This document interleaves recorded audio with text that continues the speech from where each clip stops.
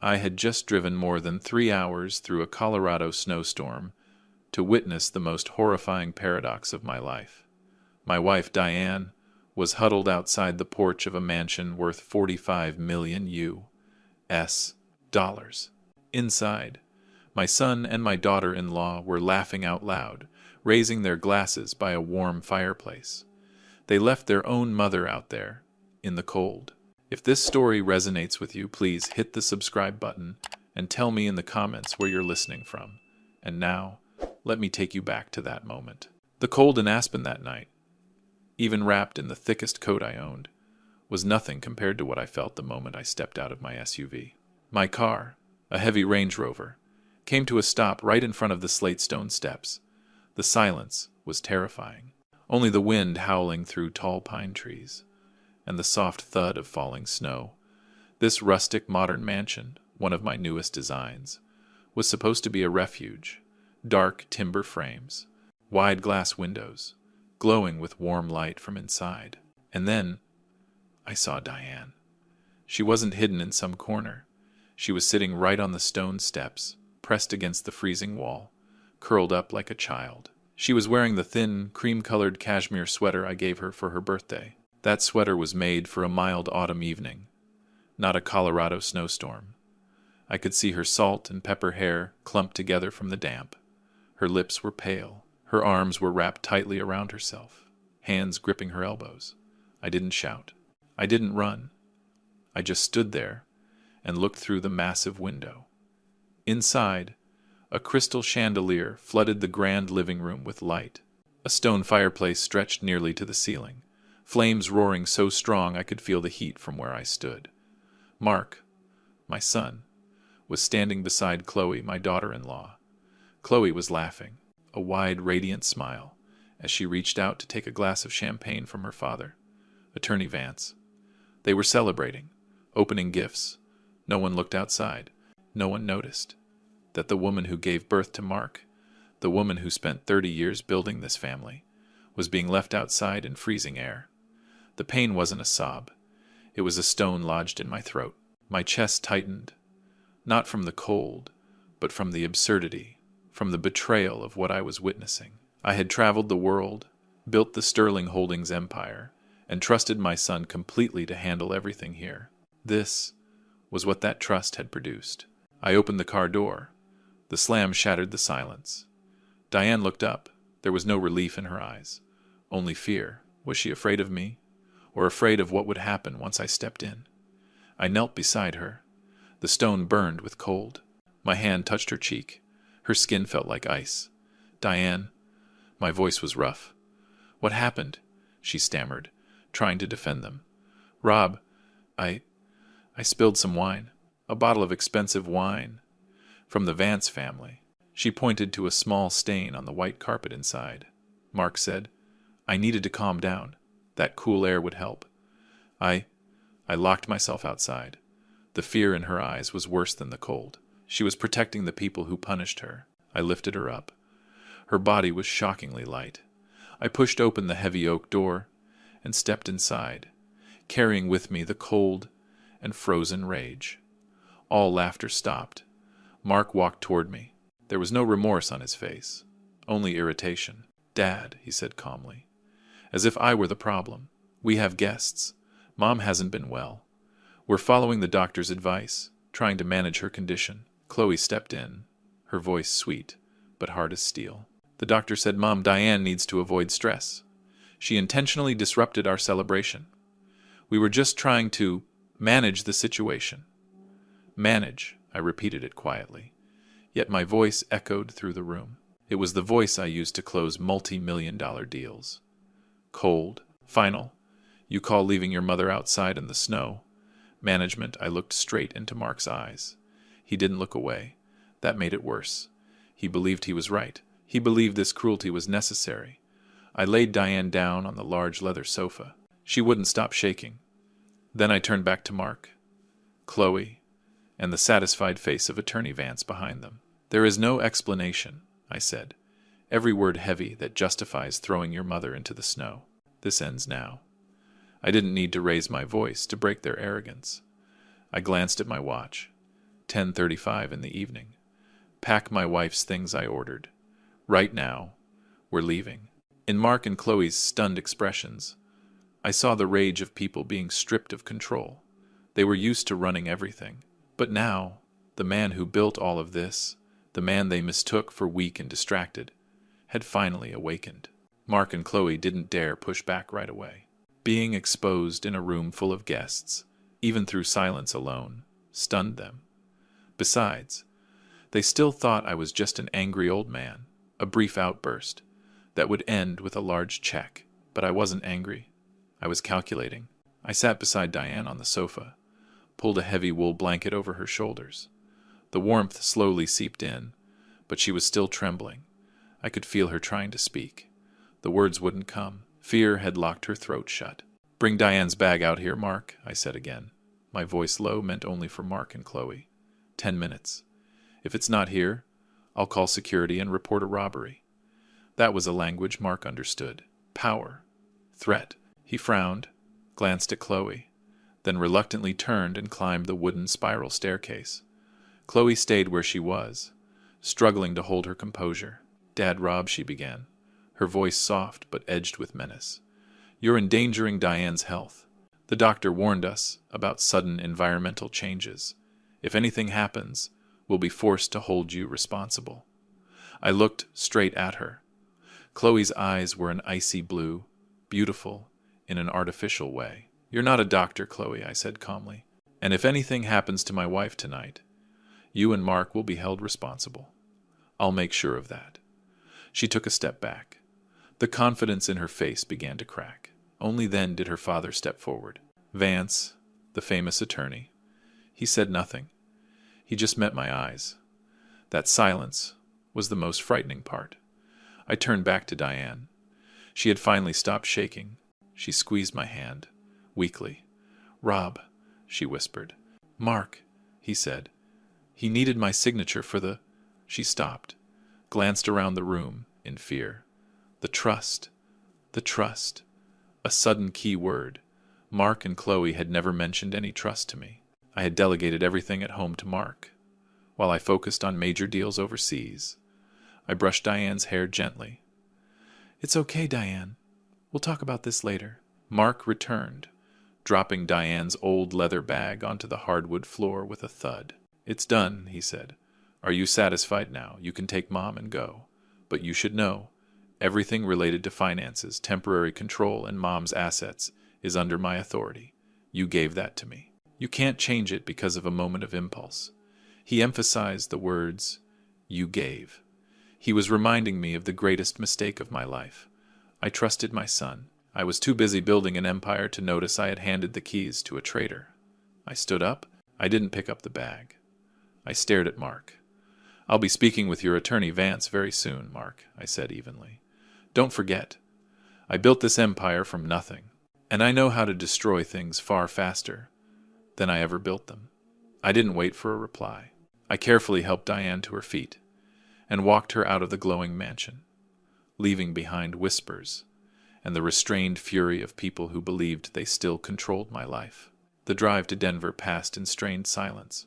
I had rented a secure penthouse, one I used for private meetings. Once we arrived, and I secured the place, I checked on Diane. Physically, she was stable. Mentally, she was not. "Where's your phone, Diane?" I asked. She shook her head weakly. "Mark has it," he said. I was being watched. By outsiders. That he needed to protect me. A blatant lie, meant to isolate her. Then she looked at the pillow and pointed. "This." She indicated an old iPad she hadn't used in a long time. "I use it to listen to music. Mark doesn't know the passcode." I turned it on. There were no social media apps, no email, but I saw a voice recording app, one I had installed years ago, for her to capture sudden interior design ideas. Inside the folder, there was a file labeled Living Room Rug Advice, saved 3 days earlier. I pressed play. The first sound was a bedroom door opening softly. Then Chloe's voice, sweet and merciless. "We need to speed this up. Mom is trying to contact old friends. Mark, did you change the dosage? Just 3 more days, and we'll have the final signature for the new trust agreement. She's too exhausted to resist. Then Mark's voice, cold and precise. Adjusting the dosage just makes her more confused, Emily. 3.5 million U.S. dollars has already been moved out as management fees. Once she signs the permanent trust, Sterling Holdings will be ours. Dad is too old to fight back. I gripped the iPad. 3.5 million. A small amount in a $5 billion empire, but proof of a systematic leak. I felt no anger anymore, only the cold clarity of resolve. I hadn't just been betrayed. I had been methodically targeted. I looked at Diane, already asleep from exhaustion. It was time to call Ethan Vance. Not Chloe's attorney Vance. Ethan. The only personal attorney I ever fully trusted. Long retired. "Hello, Ethan," I said, my voice low and steady. "My Christmas just ended. I need a military-grade IT specialist. Immediately. It looks like I'm about to clean up a $5 billion mess created by my own son." Ethan Vance didn't disappoint me. Even in retirement, he had kept his network intact. The next morning, after the snow finally stopped falling, a man named Marcus arrived. Marcus was an IT security specialist. Former intelligence work. Now, a private cybersecurity consultant. We met in the Denver penthouse. The space felt cold, not from temperature, but from the absence of family warmth. Winter light poured through the windows, catching dust in the air, and settling on the old iPad resting heavily on the glass table. I handed the iPad to Marcus and gave him a brief summary of what I had heard. He didn't say much, just nodded, expression blank, completely focused. "They didn't use cheap tracking software," Rob Marcus said, after nearly 2 hours examining the device and network data. His voice was flat, like a technical report. "They installed a far more sophisticated spyware system. It's directly linked to the Wi-Fi network in the Aspen house. It's designed to listen, log network activity, and prioritize poorly secured devices, like this old iPad." But what truly chilled me wasn't the spyware. Marcus had found a vulnerability inside Mark's internal network. "Mark is confident," Marcus said, glancing at me. "He encrypted all the important data, but stored the core files in a hidden folder on an older internal server, a server he believed was disconnected. My guess? He kept it as a trophy." Marcus typed a few final commands. A file appeared on his screen. File name, the legacy blueprint. Phase 3. A sharp pain hit my temple. This was a plan, not impulsive greed. I reached for the laptop, but Marcus stopped me with a gentle shake of his head. "Let me summarize it for you," he said quietly. "It's clinical."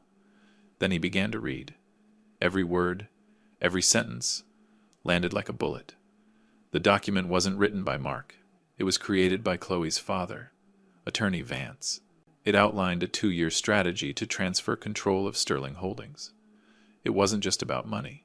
It was about psychological destruction, aimed at Diane, my wife. Phase 2, objective, Marcus read emotionless. Isolate the target. Eliminate external support systems. Friends, hobbies, and similar influences. Assessment achieved 85%. Phase 3, objective. Weaponize unstable health conditions for legal leverage. Adjust medication dosage to induce confusion and public incidents. Assessment, in progress. Risk level, low. I saw Diane's terrified face again. She hadn't just been isolated, she had been slowly poisoned. And then, the most horrifying detail, in the appendix. There was a list titled Disciplinary Actions Log. It documented every punishment Diane received for what they called inappropriate behavior. December 23rd. Target damaged valuable guest property. Wine. Action, forced exposure to extreme environment. Result, significant reduction in resistance. November 10th, target attempted to access bank accounts. Action, Wi-Fi access terminated and isolated in bedroom for 48 hours. Result, target accepted control. I covered my face. I couldn't believe my wife's life had been reduced to metrics, reports, and cruel success ratings. This wasn't explosive rage. It was a deep, aching realization of my own failure. I had trusted my judgment too much. I built an empire on trust, yet was blind to the cruelty happening under my own roof. I handed my wife's life to a monster. The worst part is, Marcus hesitated.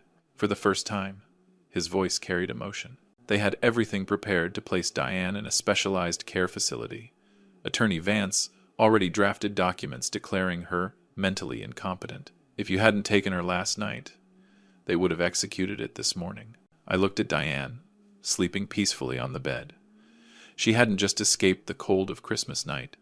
She had escaped a permanent cage, legalized by my own daughter-in-law's father. "Marcus," I said. My voice was completely cold now. No warmth. No guilt. "We are not calling the police yet. We will use this information. I want Mark and Chloe to have no idea we have this file. Erase every trace of access. Then, we begin the counteroffensive." I looked again at the legacy blueprint. The name suggested a noble inheritance. To me, it was proof of betrayal. I needed to turn their plan of destruction into the destruction of them. I stood up, walked to the window, and looked out over the quiet city of Denver. I spent 62 years building.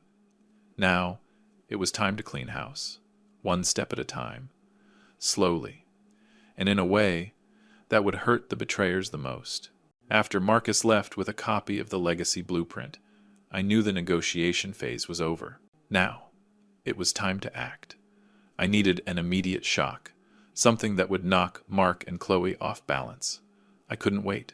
Every passing minute gave them more time to reinforce the legal defenses built by Chloe's father. A few hours later, I began. I didn't look for a defense attorney. I didn't call a criminal lawyer. I called an emergency meeting of the Sterling Holdings Board of Directors. Mark made a fatal mistake when he challenged my authority. The moment he temporarily froze several corporate accounts tied to me, he unknowingly reopened the door for my return. The setting was simple. The penthouse, a virtual boardroom. I asked Diane to sit beside me. Her presence mattered. She was far calmer now, no longer shrinking in fear. Knowing the truth had given her back part of her will. The meeting began at 10 in the morning. Denver time. Even on a holiday, no board member dared ignore a call from Robert Sterling. Mark appeared on screen, confident, tense, composed. He had no idea what I was holding. He believed this was his moment, his chance to prove he was the only one capable of running the company. He began his presentation, polished, professional, arrogance tucked neatly beneath the surface. "Ladies and gentlemen," Mark said, "Robert Sterling has shown clear signs of psychological instability following the Christmas incident. He committed what could be described as a medical kidnapping involving Mom Diane, and is now making reckless financial decisions. As the designated successor, I formally request the board vote to transfer emergency executive control to me." That's when he crossed the line. He used the words medical kidnapping. He said psychological instability. While Diane sat right beside me, calm, steady, and fully present, I muted Mark's microphone. The sudden silence unsettled the entire board. I looked directly into the camera. My voice didn't shake, but it carried the weight of deep disappointment. "Good morning," I said. "This is Robert Sterling. I apologize for interrupting your holiday, but I need to make an important announcement. This has nothing to do with my health. It has everything to do with transparency and the future of our company." I paused, long enough for everyone to notice Diane holding my hand. First I said my wife Diane is medically stable. She has been systematically manipulated, both psychologically and pharmacologically. And the individuals responsible are my son Mark, with assistance from his father-in-law. Shock rippled through the meeting. On a secondary screen, Mark was screaming. Still, muted. "I'm not speaking emotionally," I continued. "I'm speaking with evidence." Marcus had prepared everything. I shared my screen. The Legacy Blueprint Phase 3. No dramatic video, just cold text. Detailed objectives. Calculated manipulation. I pointed to one line: weaponize unstable health conditions for legal leverage. Then I played the audio recording from Diane's iPad. Mark and Chloe's voices, discussing medication changes, waiting for the final signature, planning the takeover. 3 minutes. That's all it took. Mark's career collapsed in 3 minutes. Years of image building. Gone. I looked at him on the screen. His face was pale now. The arrogance was gone. Only panic remained. I am in possession of evidence, I said, showing that Mark Sterling used corporate funds to pay for legal and consulting services related to manipulation and potential elder abuse. This is a severe breach of fiduciary duty and business ethics. I turned back to the board. I've worked with you for decades. I know what you value. I could handle this quietly, behind closed doors. But I won't. This betrayal must be exposed. Mark didn't just betray me. He betrayed the legacy we built together. Mark finally unmuted himself. His voice broke as he shouted, "You can't do this. You can't destroy me. This is everything I have." I looked at him without mercy. I was no longer a loving father. I was a chief executive making a final decision. "Board members," I said, "I am not only terminating Mark Sterling from all positions within Sterling Holdings, I am making a larger decision." I looked at Diane. She smiled softly, in agreement. "Sterling Holdings is valued at over $5 billion US dollars," I said. "I built it on trust. That trust has been broken. To protect the company from any future takeover attempts or legal disputes by any member of the Sterling or Vance families, I hereby declare the following Sterling Holdings will be dissolved. All assets will be transferred into a private charitable trust, the Sterling Compassion Foundation."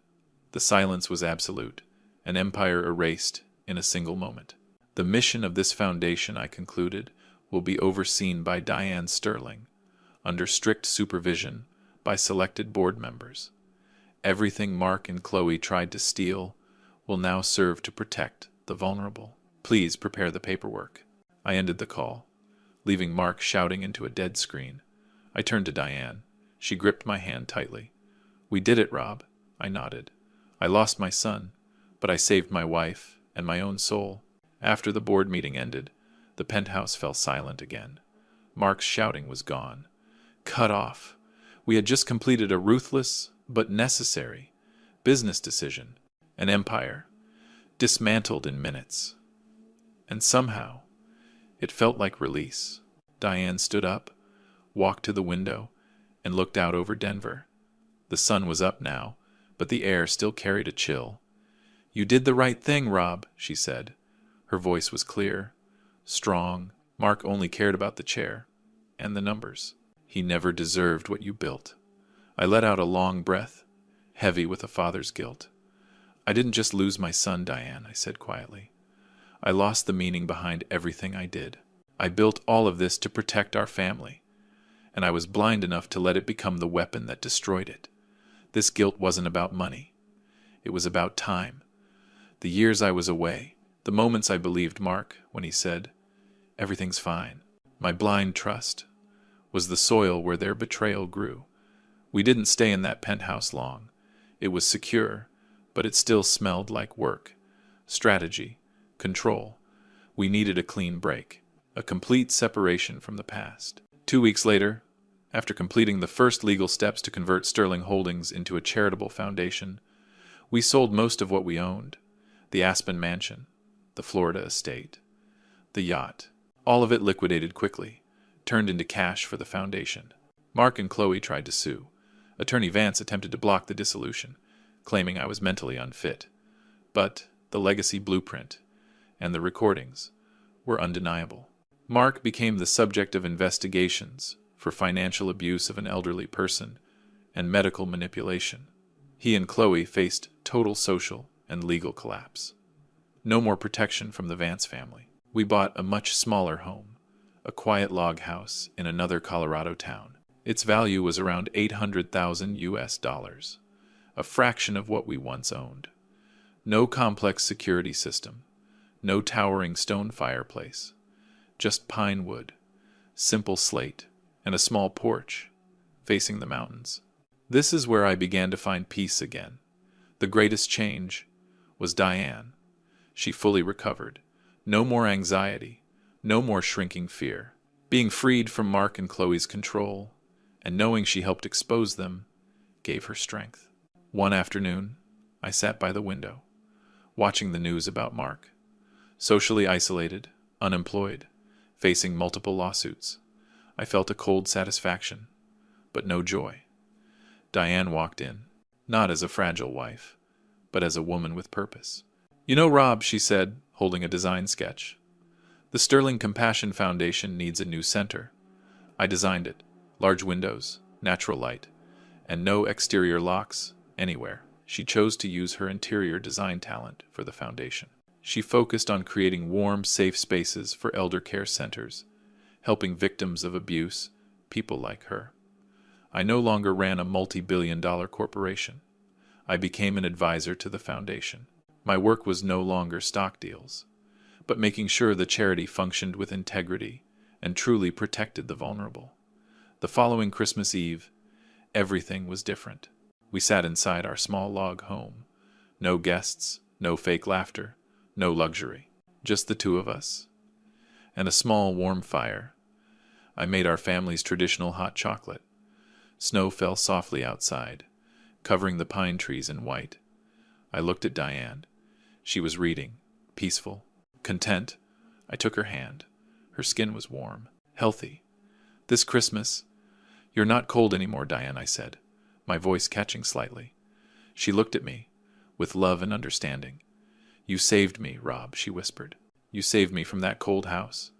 But more than that, you saved me from the isolation inside my own soul. We lost a son, but we found the meaning of our lives again." I looked out the window, watching the snow fall. I lost the fortune I spent a lifetime building, but I regained what mattered most: my wife, and the truth about myself. I found prosperity not in account balances, but in connection and compassion. That was the final reckoning, and the only real ending to this story. Thank you for listening to my story. Sometimes, the truth about family hurts more than any business deal ever could. If Robert and Diane Sterling's story touched your heart, or if you've ever faced betrayal from the people closest to you, tell me your thoughts in the comments. Don't forget to like this video. Share it with anyone who needs the courage to keep going. And subscribe to the channel so I can continue sharing stories of conflict, truth, and redemption. Until next time.